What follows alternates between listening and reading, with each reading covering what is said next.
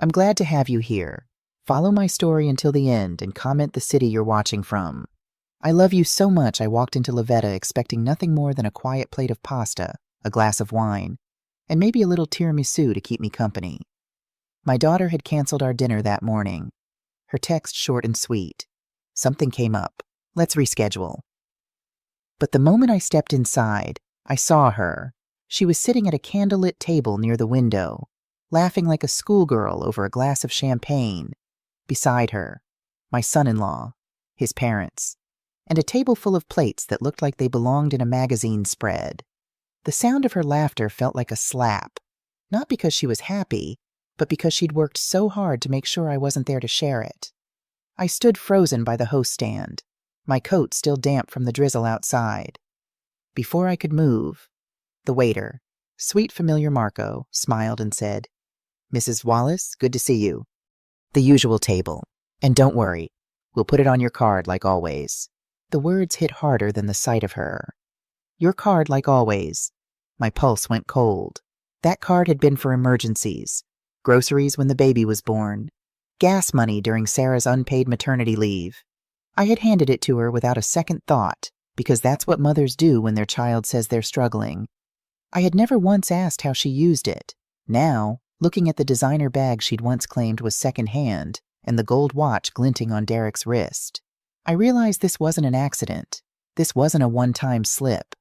I thought about the dinners I'd missed in the past year, the 2 busy weekends, the next time holidays.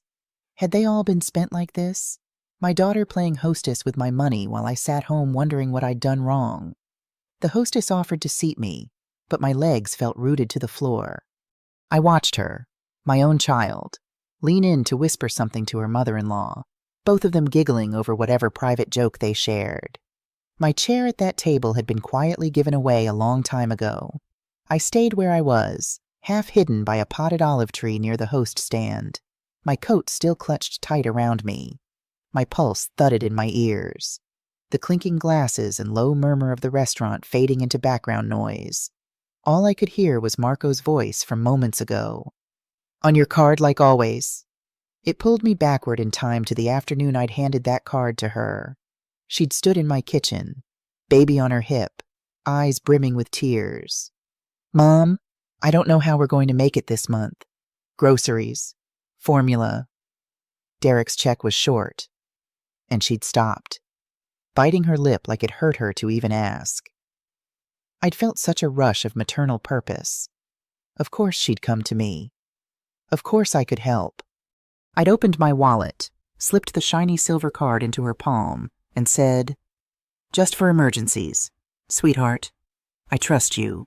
That word trust sat bitter on my tongue now. I thought of the Sunday dinners we used to have, the way she'd always call me Mama when she wanted a second helping of roast potatoes, the birthday toast where we'd lock eyes and I'd feel certain she knew how much I loved her, the late-night calls when she'd say she just needed to hear my voice. Those memories jostled against the scene in front of me, her leaning toward Derek's mother, laughing like she belonged more to that family than to me. My mind kept flicking between the two images, past and present, like someone shuffling cards in a cruel magic trick. I'd always told myself she was busy, that if she seemed distant, it was because life was overwhelming for her. New baby, new house, a husband trying to make his career work. I'd never once considered that the distance was deliberate, that maybe I wasn't being overlooked, maybe I was being cut out, and now here was the proof. She hadn't just canceled on me, she'd replaced me. I felt the first hot spark of anger push through the hurt. I'd spent years covering little gaps for them. A late rent check here, new coats for the kids there, no fanfare, no lectures, just quiet help. I told myself it was love. That's what love was, wasn't it? Showing up even when no one clapped for you. But as I watched them clink glasses over whatever they were celebrating, I realized love without respect is nothing but servitude. And I'd been a very well-trained servant. I pressed my palm against my chest, forcing a steady breath. I couldn't confront her here. Not yet. I needed to understand the full picture. How long had this been going on? How much had they taken? And most importantly, how could I make sure it never happened again? somewhere between the shock and the slow, creeping clarity. I understood one thing with absolute certainty. Tonight wasn't about reclaiming my seat at their table. I shifted just enough to see around the olive tree without catching her eye. They were halfway through a bottle of wine I knew by heart. Barolo, the one that cost nearly $160 a bottle here. She'd once told me it was too rich for her palate when I had ordered it for my birthday dinner. Then I saw it. Slung over the back of her chair was that buttery leather handbag she'd sworn she bought secondhand online. I'd believed her because I wanted to, but even from here, I could see the stitching, the sheen. I'd seen the exact same bag in a boutique window for $2,400. When Derek raised his arm to get the waiter's attention, a flash of gold caught the light, a heavy, expensive-looking watch. Not the modest stainless steel one he'd worn for years. It looked new, fresh from the display case.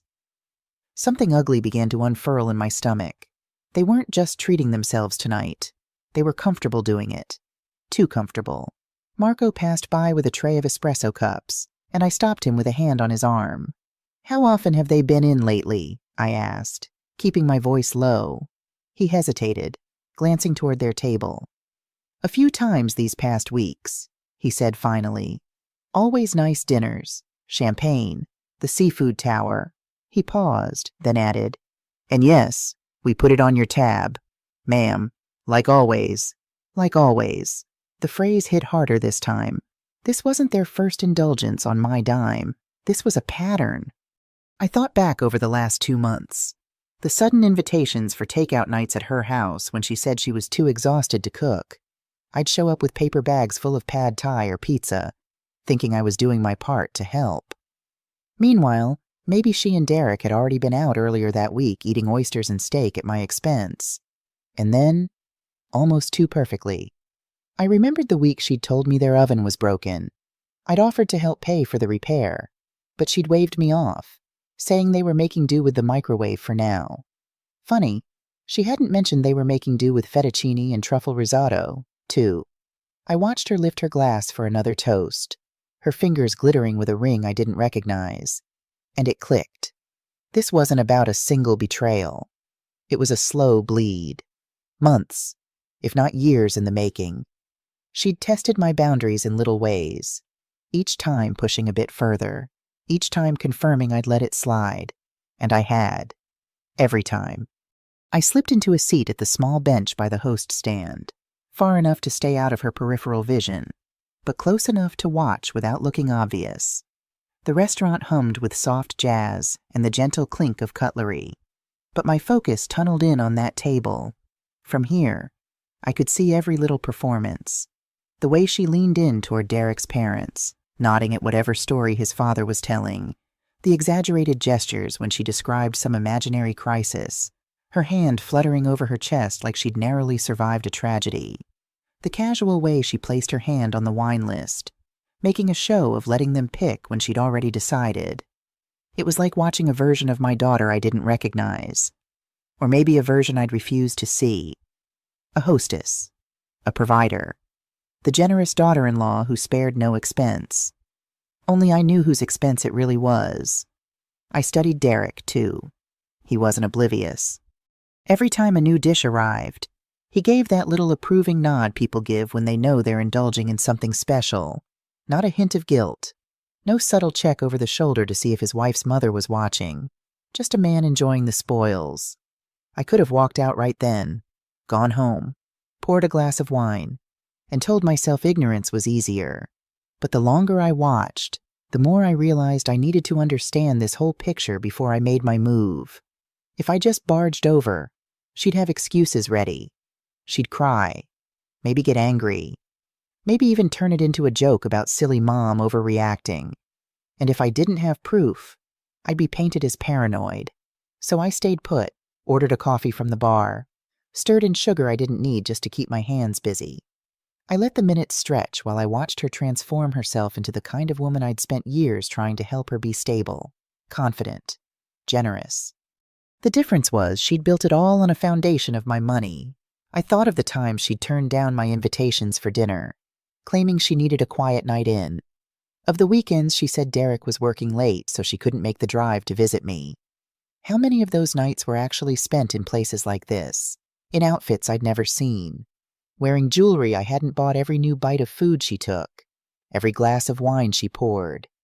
Every bright false laugh added another layer to the truth settling in my chest.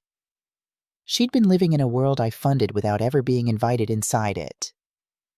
I took a slow sip of my coffee, tasting nothing, feeling everything. They thought they were untouchable, that my love was a bottomless well they could draw from forever without ever looking down to see if I was still there.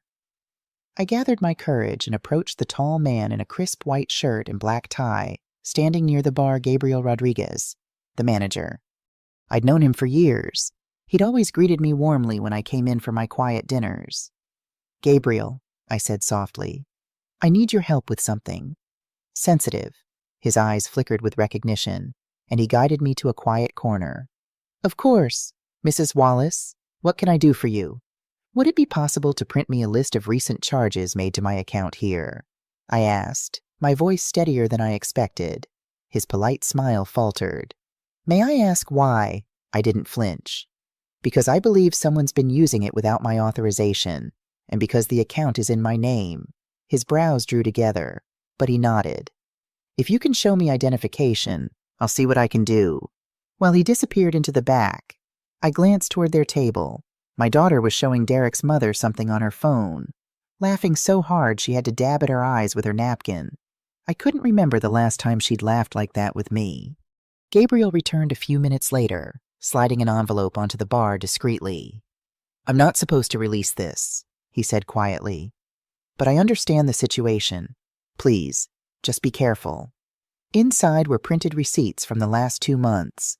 My eyes moved down the list. October 3rd, $462. Seafood platter, champagne. October 15th, $380. Barolo, prime rib, lobster ravioli. October 27th, $512. Caviar service, tiramisu, multiple cocktails. November 4th, $298. Brunch, mimosas, desserts.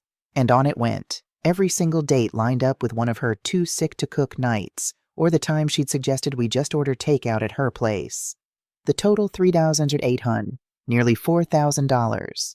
Not groceries, not emergencies, not even practical purchases that could be excused as necessities. Just indulgence layered on indulgence on my dime. I traced the dates with my finger, each one a tiny betrayal I hadn't seen until now. My mind replayed all the evenings I'd sat at home with a reheated frozen dinner, telling myself my daughter must be too tired or stressed to visit, and all along she'd been right here, savoring creme brulee and sipping champagne, wearing her best smile for someone else's benefit. A part of me wanted to march over, throw the receipts down in front of her, and demand an explanation, but another part, the part that had been quiet for too long, told me to wait. This wasn't just about tonight. This was a bigger picture, and I needed every piece of it before I made my move. I slipped the envelope into my purse, the paper edges sharp against my fingers. Information was power, and now I had the beginnings of a weapon. From across the room, their laughter swelled again, and I let it wash over me without flinching. They didn't know it yet, but the ground under their feet had already started to shift. The envelope felt heavier than it should have, its weight pressing into my purse like a silent dare. Now. "What are you going to do with me?" I returned to my corner seat, careful to keep my profile hidden. The plan was still forming in my mind. Collect proof, then watch the unraveling. But plans rarely go untouched by reality. From my vantage point, I caught a flicker of movement, my daughter pulling out her phone. Her screen lit her face as she tilted it just enough for me to see the faint, familiar grid of Instagram. She framed the table with practiced ease, angling her wine glass toward the candlelight. Derek leaned in, grinning. His mother raised her champagne flute, a perfect picture of luxury. If she posted it, half the people we knew would see it, and by morning, she'd have already made excuses for any fallout. "Oh, Mom saw that picture. I was just joking. We didn't even eat all that." It was a celebration for Derek's parents. She was good at smoothing the rough edges of her behavior with little lies dressed as misunderstandings. The thought made my teeth clench. Gabriel reappeared beside me, his tone quieter this time. Mrs. Wallace, I'll be honest. If they've been regulars here for weeks, they might notice I spoke to you. I don't want trouble. Neither do I said, holding his gaze. And you won't get any, but I may need to come back for more records later. His hesitation was palpable, the way people look when they're deciding if your side of the story is the one worth protecting. After a beat, he nodded once. Then I made my mistake. I looked back toward the table just as my daughter turned her head. For the briefest second, our eyes met. Her smile faltered only slightly before she masked it with another laugh. She said something to Derek, who glanced around the restaurant. I dropped my gaze to my coffee, my heart rate kicking up. Would she come over? Would she pretend she'd just spotted me, act surprised, invite me to join them out of politeness? Or worse? Would she leave before I could gather more information? I kept my posture loose, casual, as if I were just another patron killing time before a friend arrived. My phone sat face down beside me. If she approached, I'd let her speak first, but instead of standing, she simply picked up her phone again. Her thumb moved quickly over the screen. Then she set it down. I wondered if she was sending a text to me, maybe something syrupy to cover her tracks. I didn't check. Let her wonder why I wasn't responding. She almost caught me watching again. I lowered my eyes and decided to let my next actions do the talking. I ordered another plain coffee and wrapped both hands around the cup like it was an anchor. I needed warmth, but more than that, I needed stillness.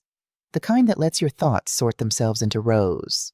What happened? What it means? What comes next? I let the restaurant blur and thought about the smaller ways I'd trained them to expect everything. The rent just for 1 month that turned into 3. Coats for the grandkids in October because sizes changed so fast. The temporary cell plan I added her to when Derek switched carriers and somehow never removed. The way I'd slip cash into her hand after Sunday dinner. Whispering, "Don't tell him." Like I was part of a secret sisterhood instead of an ATM with lipstick. That wasn't kindness. That was fear dressed up as generosity. Fear she'd pull away if I didn't prop up the show. I took a breath that reached the bottom of my lungs. Quiet doesn't mean weak. I told myself, quiet means precise. Tonight wasn't about punishing her in public. It was about waking myself up in private. I pulled a napkin toward me and started a list. Not sentimental, practical. 1. Freeze the card. Call bank at 8:45 p.m. 2. Pull bank statements. Highlight every emergency. 3. Remove her as authorized user anywhere she still lingers. 4. Change online passwords she set up to help me. 5. Calendar a meeting with my attorney. 6. Document everything. Roadmaps save you when your heart wants to sprint into traffic. Write it down, then step where the lines tell you. My phone buzzed on the table, face down. I didn't turn it over. Whatever she'd typed would be sugar. Mom, so sorry about tonight. Rain check, love you. Love me, they loved my money more than me. That sentence didn't bruise this time. It clarified. Behind the bar, glassware chimed as someone stacked coupes. I focused on that sound, steady and harmless, across the room.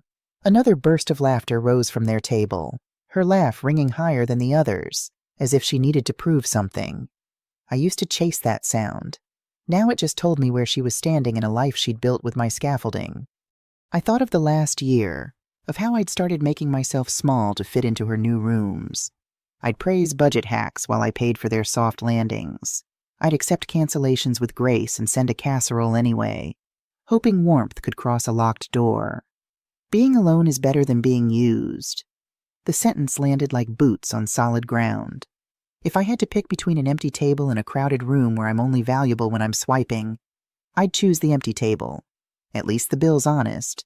I checked the time, 8:20 p.m. I needed to make my call to the bank before they finished dinner. My pulse stepped up, not with panic, but with readiness. I took another sip, set the cup down carefully, smoothed the napkin list flat, and slipped it into my purse like a promise. Another small step. I opened my banking app and toggled alerts to all transactions. A bell for every attempt, every decline. Receipts are better than apologies. They don't forget overnight. In the window, I caught my reflection. Older, yes, but steadier than I'd seen in years. I have carried heavier nights than this. I have buried dreams and planted new ones out of their ashes. I can carry the sound of a declined card. I stood, stepped to a quieter corner, and made the call to my bank. The representative was professional and understanding when I explained that I needed to freeze a card immediately. "Can we schedule it for 8:45 p.m. tonight?" I asked, my voice calm and collected. "Of course, Mrs. Wallace," she replied. "The card will be frozen at exactly 8:45 p.m. Is there anything else I can help you with tonight?" "No, that's all. Thank you for your help." I ended the call and checked the time again. 8:30 p.m. 15 minutes until my plan went into action. I straightened, shoulders back, chin level. This wasn't revenge. This was a reset. Respect, like trust, must be earned. I'd stopped paying the subscription. I watched as they ordered dessert tiramisu for Sarah, flourless chocolate cake for Derek, and espresso all around. I imagined the moment when the bill arrived, when they'd hand over my card like it was their right, only to have the waiter return with a polite, "I'm sorry, it's been declined." I wanted to see the exact second the confidence drained from their faces. The waiter lifted the black folio from their table with a dancer's grace. The check was en route to the truth. I breathed in slow and deep and felt my center click into place. The trap was set. The waiter carried the black check folio to their table. His smile polite, practiced. I didn't need to hear the words to know he was saying something about no rush and whenever you're ready. My eyes flicked to the clock above the bar. 8:45 on the dot. The trap was set. I expected the reaction to be quick. Card handed over. A moment's pause. The return with the decline. But instead, they lingered. Derek leaned back in his chair, elbows wide as if holding court. My daughter was speaking low to his parents, her tone different now, not airy and light, but weighted. I tilted my head, trying to read lips. Maxed out was easy to catch, then credit cards, then savings. Derek's voice dropped so low I could barely make out the words, but the phrase "on life support" reached me clear as a bell. My pulse didn't spike this time. Instead, there was a strange stillness, the way the air feels before a summer storm finally breaks. They weren't just leaning on my card for a luxury dinner tonight. They were leaning on it for their very image. The dinners, the handbags, the watch, the champagne. All the glitter they paraded in front of friends and on social media was balanced on a teetering stack of debt. My card wasn't a gift. It was their oxygen mask. And now I'd turned off the air. The waiter finally returned, and Derek slipped my card from his wallet, my card, like it belonged to him, and handed it over without hesitation. I caught the gleam of the silver strip in the restaurant light and thought of the afternoon I'd signed the back of it, never imagining it would one day live in his pocket. While they waited, my daughter reached for her phone again. She wasn't smiling this time. She tapped the screen, glanced toward the entrance, then toward the bar. A flash of awareness passed over her face, and she looked away quickly, focusing on her water glass. The waiter reappeared at their table, his expression the same neutral courtesy he gave everyone. But I saw the tiniest hesitation before he spoke. Derek frowned. My daughter leaned in, her brow furrowing. Eleanor looked down at her purse as if hoping she'd imagined the words. I could guess exactly what had been said. "I'm sorry. It's been declined." Derek reached for his own wallet. I saw him count out a few bills, then shake his head and tuck them back inside. Not enough. My daughter rummaged through her bag, pulling out a smaller wallet, flipping through cards. She glanced at Derek again, her lips pressed tight. I sipped my coffee, slow and steady, watching them shuffle through their options like gamblers realizing the house always wins in the end. In that moment, they weren't the polished couple in curated Instagram photos. They weren't the power hosts treating the in-laws to an extravagant night. They were just two people caught without a safety net, suddenly aware of how far they'd fallen. The waiter lingered a moment too long at their table before retreating toward the kitchen. I caught the quick look he sent toward the bar, toward me, as he passed. It wasn't pity exactly, more like the acknowledgement of someone who knows they're part of a scene bigger than they signed up for. I motioned for Gabriel. He approached quietly, slipping behind the bar like a man who'd been in this position before. "How bad is it?" I kept my voice low. He hesitated, scanning the room. "You saw the receipts I printed earlier," he said. "But if we're talking total over the past 2 months, it's $3,800. Every charge at the highest end of the menu: champagne, imported seafood, wine by the bottle, not the glass." My stomach sank, but not from shock. I think part of me already knew the number would be obscene. This wasn't about one dinner. It was about a lifestyle they couldn't afford, dressed up as tradition, hosted on my generosity. "They never order simply," he added. "It's always for show for the table. And they always mention that Mom's taking care of it. Mom, not my mother-in-law, not a friend. Mom, like my name was just another accessory to pull out when it fit the image." I thought of all the groceries that $3,800 could have bought, the home repairs I'd been putting off, the small trips I'd told myself I couldn't justify. It wasn't just the money, it was the choice. Their choice to spend it in ways that kept me outside the picture. Across the room, I saw Derek checking his watch, his jaw tight. My daughter was leaning in toward her mother-in-law, whispering quickly, her face pale. She wasn't touching her champagne anymore. The bubbles had gone flat. I wondered if she was tallying up in her head the nights they'd used that card, realizing each one had led her here, to this moment, in this restaurant, with me sitting a few yards away. The irony wasn't lost on me. All that money spent trying to look untouchable, and now they couldn't even touch the check without my say-so. Gabriel's voice brought me back. "Do you want me to call them a cab when this is over?" he asked. I shook my head. "No, let them figure that out." He gave a small, knowing nod before stepping away. I stayed seated, my coffee now cold, my hand still wrapped around the cup. I didn't feel guilty, not even a little. They had counted on me to be the quiet, unquestioning provider, and I had been until tonight. Gabriel had just confirmed it. $3,800 burned on my emergency card, and the check was coming due like a thunderhead. I'm not impulsive by nature. I'm methodical. I folded the printed receipts so the total showed on top, slid them into the envelope, then opened my phone and took photos of each page. Front, back, date visible. I emailed them to myself with the subject line, "Non-authorized charges, Lavetta evidence. Copies live in 3 places, don't disappear. Quiet doesn't mean weak, it means documented." Then I tapped the bank app.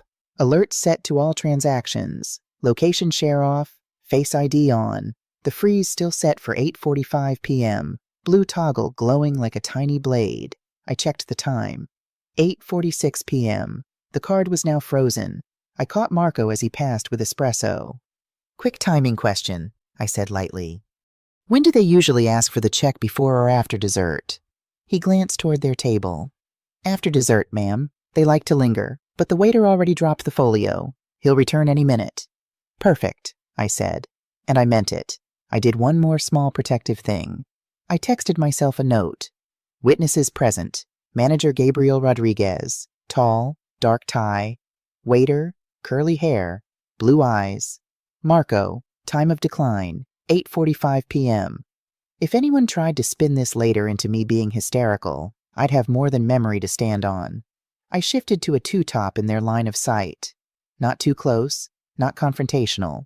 If you want power back, you don't beg for a seat. You choose your vantage point. I set my coffee down, centered the envelope in front of me like a placard, and straightened my shoulders. My hands didn't shake. Not anymore. Across the room, my daughter wasn't laughing now. She was whispering to Derek, chin tucked, eyes darting. His parents sat very still, the way people do when they sense a fault line under the tablecloth. I felt a flicker of something that wasn't quite pity. Call it recognition. I'd felt that sting the moment you realize the person you counted on has decided to count for herself. The phone buzzed. A banner slid across the screen. Attempted transaction $612. Declined. Then another. Attempted transaction $74. Declined. The tiny bells I had armed earlier rang like distant church chimes. Clean. Final. I breathed slow and deep. This was not about humiliating her. It was about ending the habit she'd built on my back. You only miss me now that I said no. The waiter reached their table. I watched the choreography. Polite apology. Card presented. Another apology. A glance toward the manager. My daughter's mouth formed an O, then a flat line. Derek argued. Gestures small but sharp, then opened his own wallet and did the math men do when they finally hit the bottom. His mother touched her pearls. His father studied the bread plate like it could offer solutions. I checked my list on the napkin. My roadmap through hell. Card frozen. Evidence saved. Alerts on. Position chosen. Voice steady. The last item I added now, speak once. Speak clearly. No revising history at the table. I slid the envelope into my purse. Left the flap showing. I wiped an imaginary crumb from the table. An old habit from 1,000 dinners I'd paid for and cleaned up after. Then I lifted my gaze and let her see me. Her eyes widened. Color drained. There it was. The crack in the mask. For a second, I saw my little girl, guilty over a broken vase. Then she looked at Derek, and the grown woman returned, calculating, choosing spin over truth. I didn't look away. I thought of all the Sunday roasts, the repairs, the babysitting, just this once. The I couldn't have done it without you, texts sent like tips to a service worker. What is love without respect? A tab with no limit. I was closing mine. Mrs. Wallace, Gabriel murmured near my shoulder. Not touching, simply present. An ally, not a savior. Good. I didn't need rescuing. I needed witnesses. I checked the time again. 8:46 p.m. Showtime wasn't about noise. It was about timing, posture, proof. I stood, smoothed my jacket, and felt that strange, steady lightness that comes when you finally stop negotiating against yourself. When I walked over, I wasn't the purse. I was the person who owned it. I stood, envelope ready as their smiles collapsed with each declined alert, lighting up my phone. I didn't march in. I arranged the scene. One breath to steady my ribs, one glance to the clock. Then I shifted 2 tables closer, close enough for them to see me, far enough that my words wouldn't carry. I set the envelope on the linen like a judge places a file. No dramatics. Position is power. Richard and Eleanor had gone quiet. My daughter was doing that quick blink calculation she's done since she was 5 and caught with a hand in the cookie jar. How much did she see? What can I fix with a smile? The waiter stood with the folio half opened, hovering between apology and retreat. I gave him the smallest nod. Stay. Witnesses matter. I pulled my phone and tapped a note as if I were checking texts. 8:46 p.m. Decline confirmed. Staff present. I could feel her watching me from the side of her eye. Good. Let her see I wasn't flustered. Let her see me writing things down. Marco drifted past with water, and like we'd rehearsed when we hadn't set a fresh glass on my table. Anything else for you, Mrs. Wallace? He asked, voice polite and clear enough to carry. Just the check, I said lightly. For my coffee. I let the words hang. My coffee, not their feast. I watched recognition settle like dust across their tablecloth. This is how you carry yourself through hell and still serve dinner. You slow down. You stack facts like plates. You do not explain. You do not plead. And you never raise your voice. If they want noise, let them make it. You bring gravity. Gabriel stationed himself at the host stand, an unobtrusive sentinel. I took inventory the way I'd taught myself to do after every disappointment these last few years. Shoulders back, chin level, hands flat, heart steady.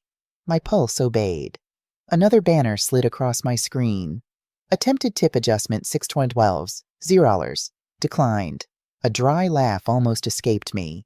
Not generous even when cornered. Of course, my daughter reached for her phone, then thought better of it and put both hands on the table like a student at a parent-teacher conference. Derek muttered to the waiter. I caught stray words. Misunderstanding? Same card? We've been here all month. The worst thing about entitlement is how ordinary it sounds when it thinks it's reasonable. I let the anger pass through me without lodging. Love without respect is a leash. I'd slipped mine. Being alone is better than being used. Say it. Breathe it. Let it make room in your chest. I slid a single sheet from the envelope and placed it on my bread plate, the summary page with dates, times, totals. I didn't need to wave it. I just needed it visible. Paper has a way of silencing fairy tales. Across the room, a couple at the window pretended not to notice, but kept glancing up. Community forms fast when truth walks in wearing a plain dress. I wasn't humiliated. I wasn't hiding. I was here. A tiny part of me remembered braiding her hair the night before her first dance, how she turned in the mirror and asked, "Do I look like someone worth choosing?" It hit me then she'd been answering that question with other people's money for years. Poor girl. Poor me for letting it go on this long. The waiter closed the folio softly, a signal that choices had to be made. Derek touched his watch again, as if time might mint cash. My daughter finally looked straight at me and didn't look away. There it was. Not panic, not even shame. Recognition. She knew exactly what this moment meant. Quiet doesn't mean weak. Quiet means you set the terms. I tucked the envelope back into my purse so the flap showed and lifted my water to my lips. When I set it down, I arranged the napkin with the same calm I'd use at Sunday dinner. I wasn't going to chase her into a story she could control. I would invite her into the truth. One last checklist in my head. Card frozen, proof printed, witnesses present, posture steady, words chosen. No monologues, one clean sentence, then silence. Let them fill it with whatever they can afford. I let her hold my gaze for 3 beats, long enough for the past to flash between us, short enough not to drown in it. Then, without hurry, I rose from my chair and turned slightly so the whole table could see me. Right on cue, I saw the flicker in the waiter's eyes before he even spoke. He'd swiped the card, walked 3 steps back toward their table, and returned with that polite apologetic tilt of the head that always means bad news. "My apologies, sir. The card has been declined." It was almost comical the way they froze. Sarah's fork hovered midair, the scallop it held wobbling. Derek blinked twice, slow and deliberate, as if the waiter had just spoken in another language. Richard and Eleanor glanced at each other, a brief, sharp exchange of looks, wealthy adjacent people who suddenly felt the floor tilt. From where I sat, I saw her try to recover. She leaned toward Derek, voice low, lips moving fast. He fished for his wallet, then stopped to scroll on his phone, probably checking the banking app. I imagined the notification staring back at him. Guarantor removed. Account frozen. That was my cue. I stood unhurried, my chair scraping the floor just enough to pull their attention. Every eye at the table turned toward me. My heels clicked softly against the marble as I closed the distance, the envelope in my hand like a sealed verdict.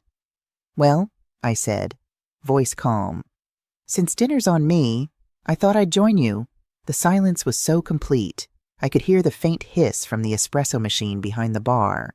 My daughter's face drained of color, then flushed high on her cheekbones. Richard and Eleanor shifted uncomfortably, their polite smiles faltering as they realized this was not a happy coincidence. I didn't sit right away. I placed the envelope on the table, sliding it to the center so it rested between the water glasses. The top flap hung open just enough for the printed statements to peek out columns of dates and totals in stark black and white. "This," I said, tapping the paper with one fingertip, "is every charge made on my emergency card in the last 2 months. Luxury dinners, handbags, wine nearly 3,800 and not a grocery bill in sight." My daughter opened her mouth. I lifted my hand, palm out, not loud, not forceful, just enough to stop her. "I gave you that card for when you were home with the baby and couldn't work. I thought you needed help. I did not give it to you to entertain yourselves and your in-laws while telling me you couldn't afford to have me over for Sunday dinner." The air between us tightened. Derek tried to speak, but Eleanor's hand landed on his wrist, silencing him. She was quicker to read the room. The waiter still stood there, folio in hand. I glanced at him, then back at the table. "You'll need to settle this yourselves. I've already closed that account." Her voice finally came, shaky and thin. "Mom, you could have just—" "No," I cut in, my tone firm but even. "I could have kept pretending, but that ends tonight. I eased into the empty chair beside Eleanor, crossing my legs and folding my hands in my lap. I wasn't here to shout. I was here to end a habit. My habit of paying for what I wasn't getting in return.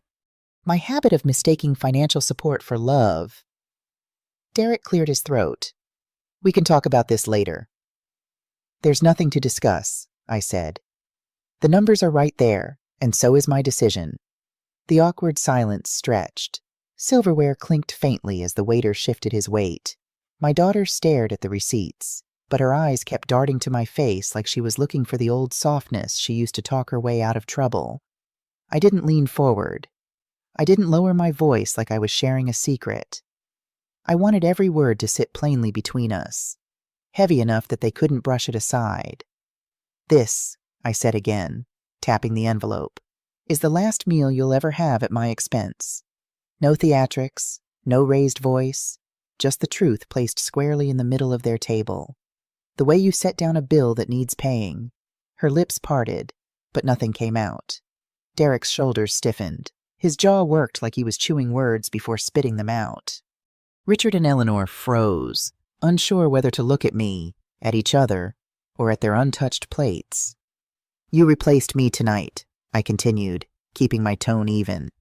You told me dinner was canceled, and here you are hosting your in-laws, drinking champagne, eating scallops on my dime, and you've been doing it for months.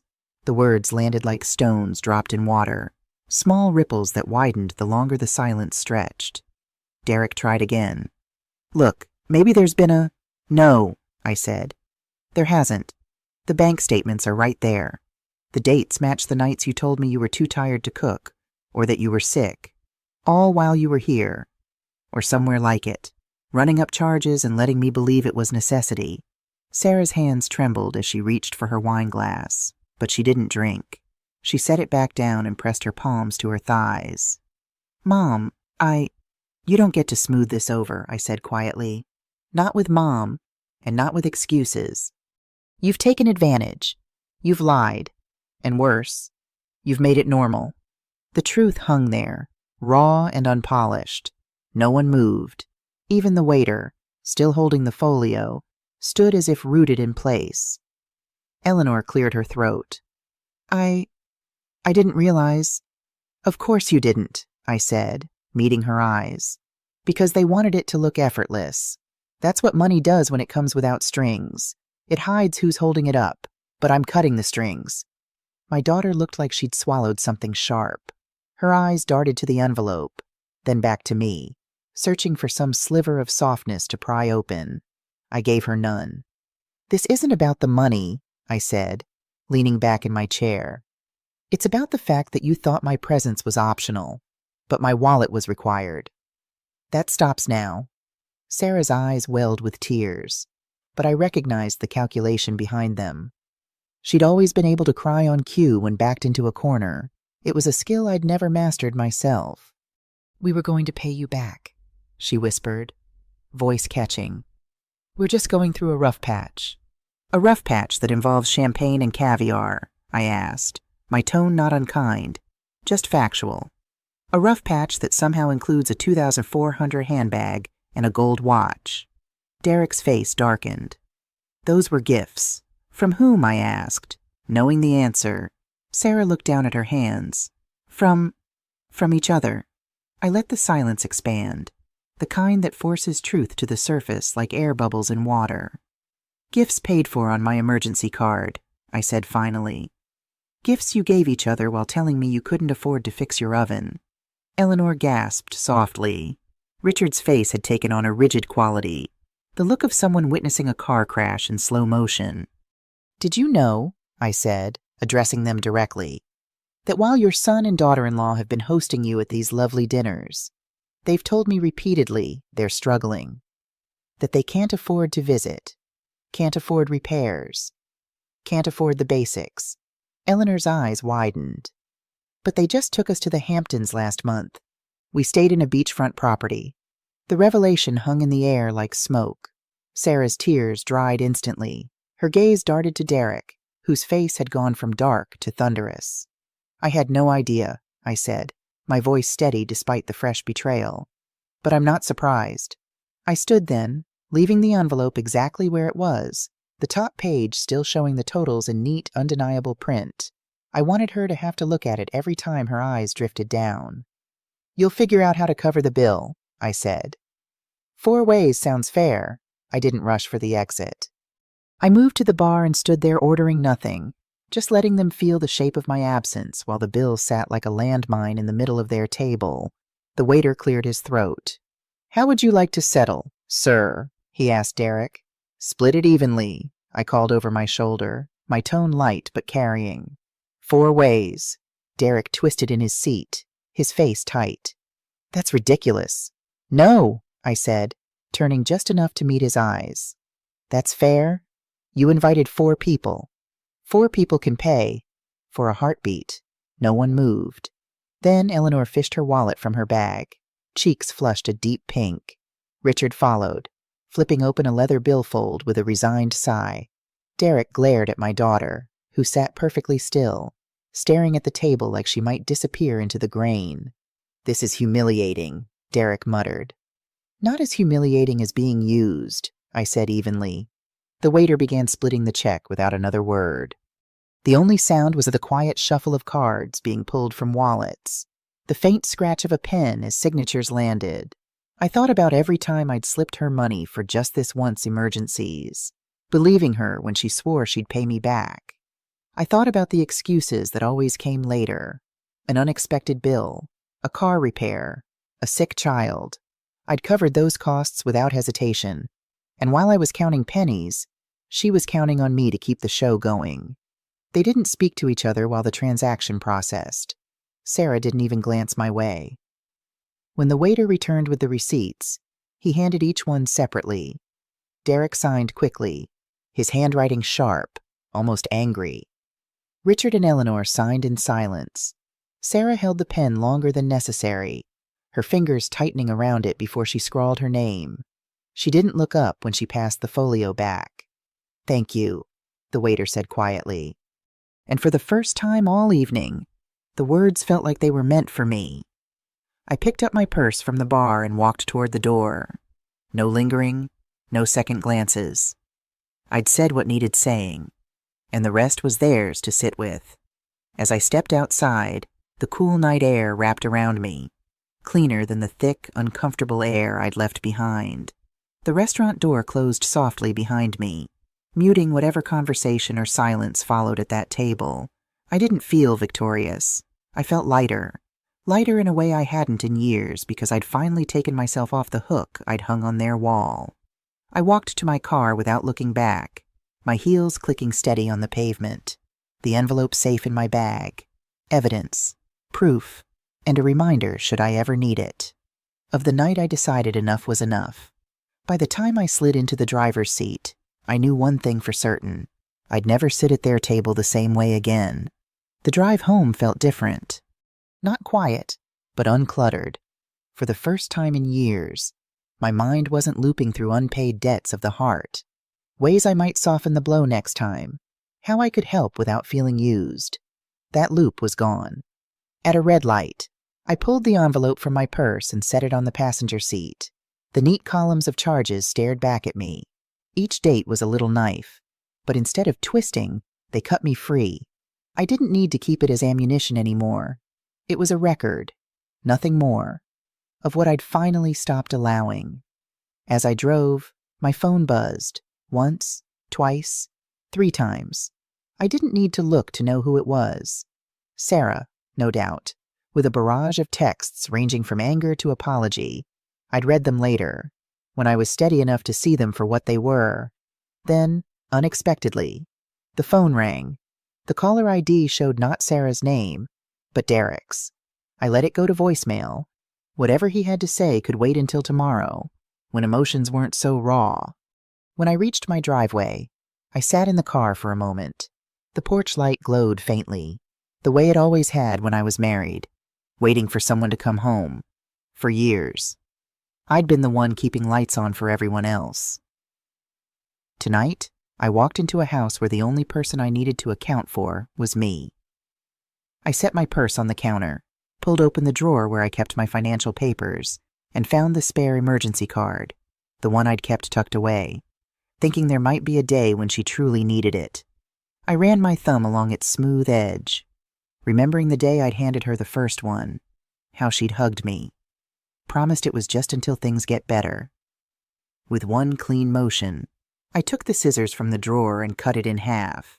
The sound was sharper than I expected. Final. It wasn't just about the card.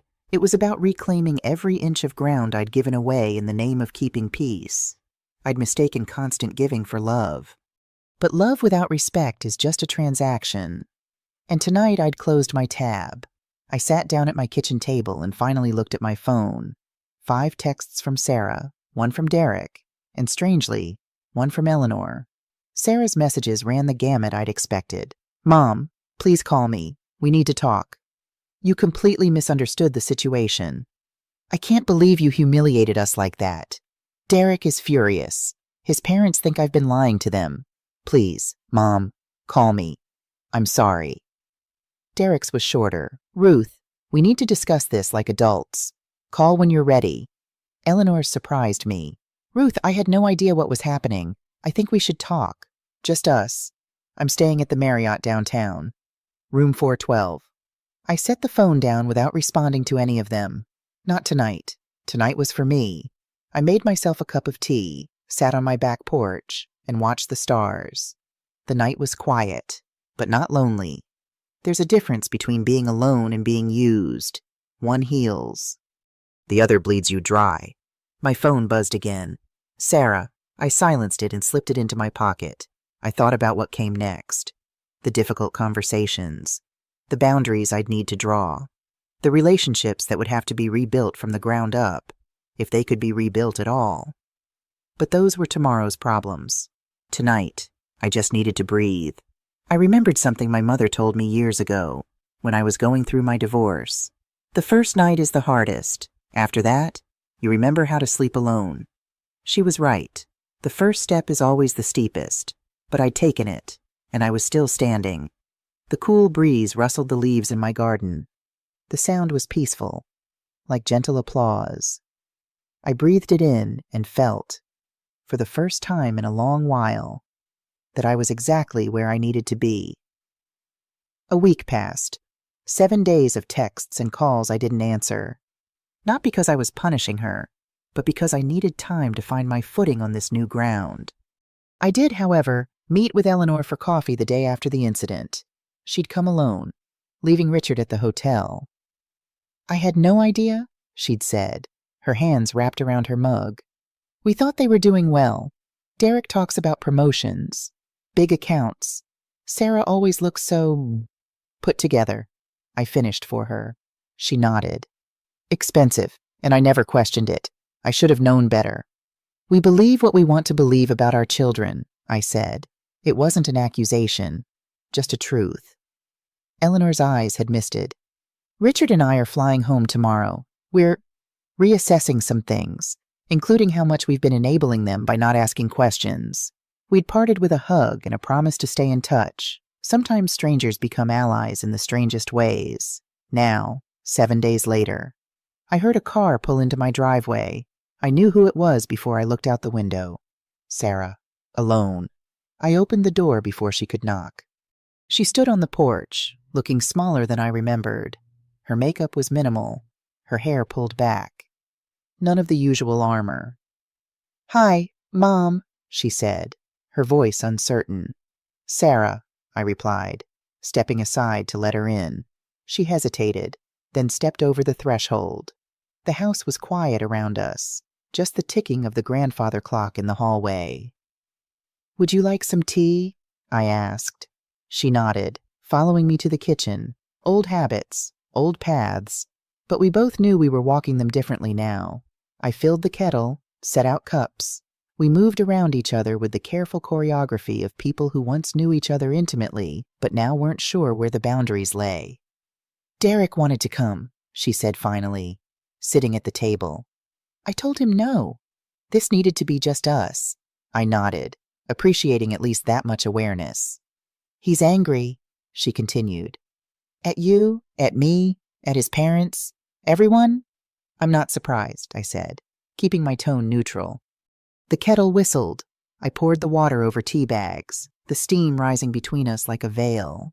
"I'm sorry," she said suddenly. "I'm so sorry, Mom." I set the cups down and took a seat across from her. "For what exactly?" I asked. Not to be cruel, but to be clear. Her eyes filled with tears, but this time they seemed genuine. "For all of it. Using your card. Lying about why we couldn't see you. Making you feel like you weren't important while we spent your money entertaining other people." I let the words hang in the air. Acknowledgement was the first step.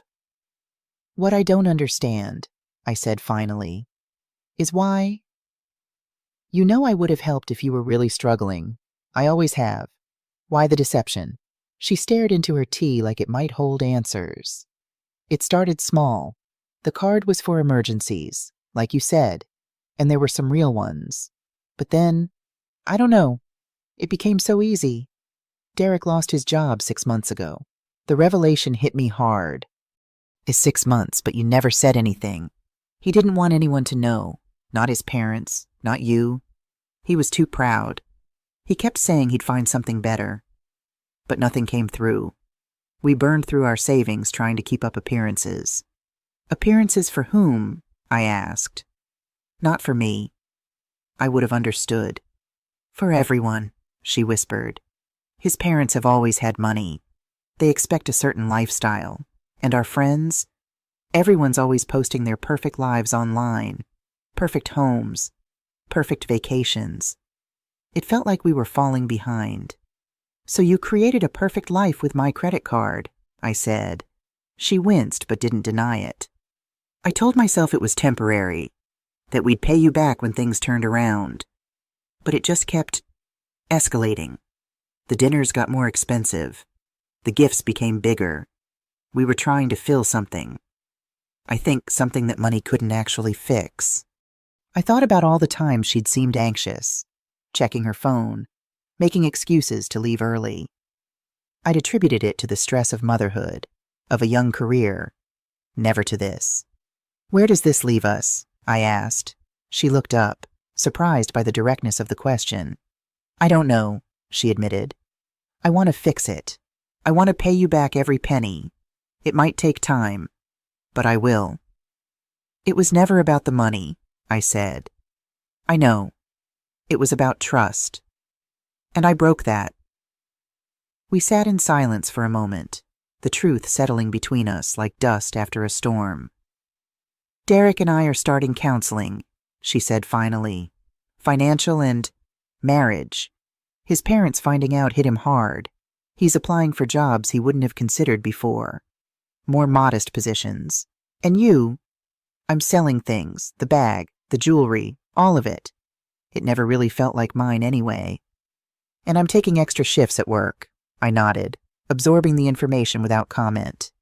"I miss you, Mom," she said, her voice breaking. "I miss Sunday dinners and just talking, being honest. I miss that too," I admitted. "But it can't go back to how it was. You understand that, right?" She nodded, wiping a tear. "I know. I don't expect it to. I hope we can build something new, something better." I reached across the table and took her hand, not a full embrace, not yet, but a beginning. "New boundaries," I said. "Real ones this time." "Yes," she agreed. "Real ones. And complete honesty. No more hiding behind perfect Instagram posts or designer bags. I promise."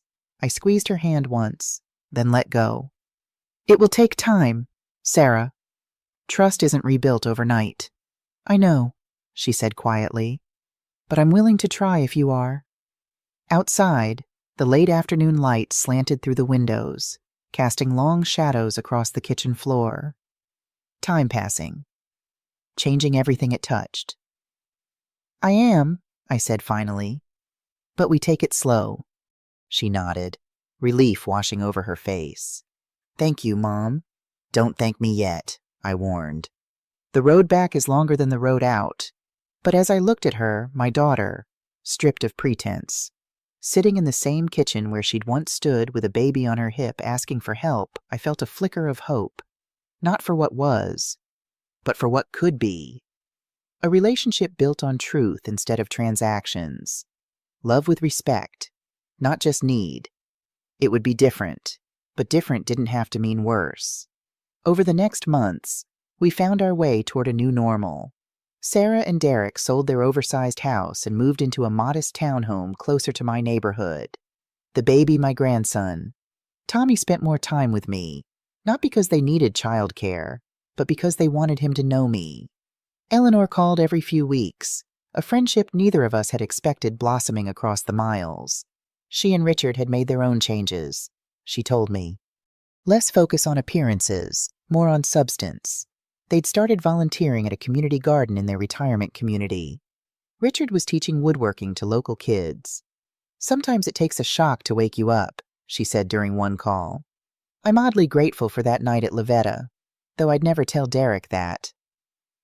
Derek, for his part, had found a job at a smaller firm. Less prestige, better hours. He was home for dinner most nights. Sarah told me, reading bedtime stories to Tommy instead of sending emails from the couch. Our Sunday dinners resumed, but with a key difference. They were potluck now, everyone contributing. Sometimes at my house, sometimes at theirs. Simple food, real conversation. The first time Sarah hosted, I noticed her hands shaking slightly as she set out the dishes' mismatched plates. Simple pasta, homemade bread. No champagne, no caviar, just honest food made with care. It's not fancy, she'd apologized. It's perfect, I'd told her, and meant it. The hardest conversations happened in small moments, usually when we were doing something else. Washing dishes, folding laundry, walking through the park with Tommy toddling ahead. I was jealous, she admitted once, as we deadheaded roses in my garden. Of the way Derek's parents lived, the ease they had with money. I wanted that for us, for Tommy. Money doesn't make parenting easier, I said. Just different problems, she nodded, clipping a spent bloom. I know that now, but I wanted to be impressive. To them, to our friends, to myself, maybe. And now, she'd looked at me then, really looked. Now I want to be trustworthy. That seems more important. I held her gaze, seeing the daughter I'd raised and the woman she was becoming. Not perfect. None of us are. But trying. It is. I agreed. Trust grew back slowly, like a garden after winter. Not all at once. And not without setbacks. There were still moments of tension, old patterns threatening to resurface. But we were both vigilant now, recognizing the signs. My boundaries remained firm. No more loans, no more emergency cards. But I found other ways to support them that didn't involve money. Babysitting Tommy while they attended financial counseling, teaching Sarah to cook budget-friendly meals from scratch, listening without judgment as they navigated their new reality. Derek struggled the most with the changes. His pride had taken the hardest hit, and rebuilding his relationship with his parents proved challenging. But I saw small shifts in him, too. Less arrogance, more humility. He started joining me in the garden occasionally, learning the patience it takes to grow things from seed. My father never taught me practical skills, he confessed one afternoon as we staked tomato plants. It was all about appearance, achievement, never about building something with your hands. It's never too late to learn, I told him. He nodded, carefully tying the green stem to its support. I want Tommy to know both, how to succeed and how to just be. It was the most honest thing I'd ever heard him say. 3 months after that night at Lavetta, Sarah brought me an envelope. Inside was a check for $500, the first installment on repaying the $3,800. It's not much, she said, but it's a start. I looked at the check, then back at her. Keep it, I said. Put it in Tommy's college fund instead. Her eyes widened. But Mom, I need to pay you back. You are, I said, just not with money. She understood then. I think that what I wanted wasn't reimbursement but recognition, not the dollars, but the respect they represented. The real payment was in the changed relationship, the honest conversations, the genuine inclusion in their lives, not as a financial safety net, but as a mother, a grandmother, a person with value beyond what I could provide. That night, I added a final entry to the list I'd started at Lavetta. Remember what matters. 6 months to the day after that fateful dinner, Sarah invited me over for a special meal. Nothing fancy, she promised on the phone. Just family. When I arrived, I found the small dining table in their townhome set with care. Simple white plates. Cloth napkins I recognized from my own linen closet, a housewarming gift, and a centerpiece of fresh flowers from their garden. Derek greeted me at the door, Tommy on his hip. "Welcome, Ruth," he said, and there was a warmth there that felt new, not performative, but genuine. Sarah emerged from the kitchen, wiping her hands on an apron. Her face was flushed from cooking, her hair pulled back in a simple ponytail. She looked younger somehow, unburdened. "Perfect timing," she said, kissing my cheek. "Dinner's just ready." As we gathered around the table, I noticed something else. No phones in sight, no pausing to document the meal for social media, no checking for emails or messages, just presence. Sarah served a simple roast chicken, vegetables from my garden, fresh bread she'd learned to make in a class she was taking at the community center. The meal wasn't Instagram-worthy by conventional standards, no exotic ingredients, no artful plating, but it was made with care and served with love. As we ate, the conversation flowed easily. Derek shared stories from his new job, where he was finding unexpected satisfaction in mentoring younger colleagues. Sarah talked about a freelance project she'd taken on to supplement their income. I told them about the travel group I'd joined, finally taking those trips I'd been putting off. "I'm going to Santa Fe next month," I said, "a painting retreat." "That's wonderful, Mom," Sarah said, and her smile reached her eyes. "You always wanted to learn to paint." "It's never too late," I replied, echoing what I'd told Derek months earlier. Tommy banged his spoon on the high chair, demanding attention. We all laughed, the sound natural and unforced. After dinner, as Derek cleared the dishes, another new development. Sarah pulled me aside. She handed me a small box, wrapped simply in brown paper. "What's this?" I asked. "Just open it," she urged. Inside was a framed photograph, not a recent one, but one from years ago. Sarah and me in the kitchen of our old house, flour on our noses, laughing as we attempted to make Christmas cookies. She couldn't have been more than 12. "I found it when we were moving," she said. "I thought you might like to have it." I traced the edge of the frame, feeling the weight of the moment. "I remember this day," I said. "The cookies were terrible, but we had fun," she added. "That's what I've been thinking about lately, how somewhere along the way, I forgot what actually matters. It's not the perfect meal or the designer bag. It's this," she gestured to the photo, "being real with each other." I hugged her then, a real hug, not the perfunctory embrace we'd been sharing for years. She held on tight, like she used to when she was little. "I'm still learning," she whispered against my shoulder. "But I'm trying." "That's all any of us can do," I told her. Later, as we sat in their small living room with cups of tea, Tommy asleep in Derek's lap, I felt a sense of peace settle over me. Not because everything was perfect, it wasn't. There would still be hard days, disagreements, moments when old patterns threatened to emerge. But something fundamental had shifted. The relationship wasn't transactional anymore. It was reciprocal, give and take, honesty and boundaries, love and respect in equal measure. "Mom," Sarah said, breaking the comfortable silence, "I wanted to ask you something." "What is it?" I responded, setting down my tea. "Would you teach me to make Grandma's pot roast, the one you used to make for Sunday dinners when I was little?"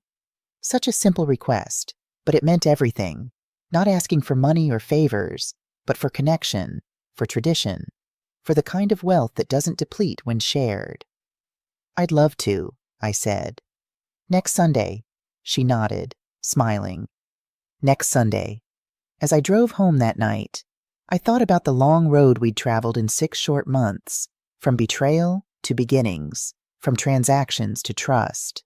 I thought about the phrase that had become my mantra that night at Lavetta: love without respect is nothing but servitude, but its corollary was equally true. Love with respect is freedom. Freedom to give without resentment. Freedom to receive without guilt. Freedom to be imperfect together. The next morning, I woke early and did something I hadn't done in years. I drove to Lavetta for breakfast, alone. I sat at my usual table by the window, ordered coffee and pastry, and simply enjoyed the moment. Marco spotted me and came over with a smile. "Good to see you, Mrs. Wallace. It's been a while." "It has," I agreed. "But I'm back now. Not as someone's wallet or safety net, not as a servant to anyone else's needs, but as myself, Ruth Wallace, mother, grandmother, gardener, soon-to-be painter. A woman who had learned the hard way that sometimes the greatest act of love is simply to say enough, and in that enough, to find finally that she is more than enough herself. What would you do if you were in my place? Have you ever been through something similar? Comment below.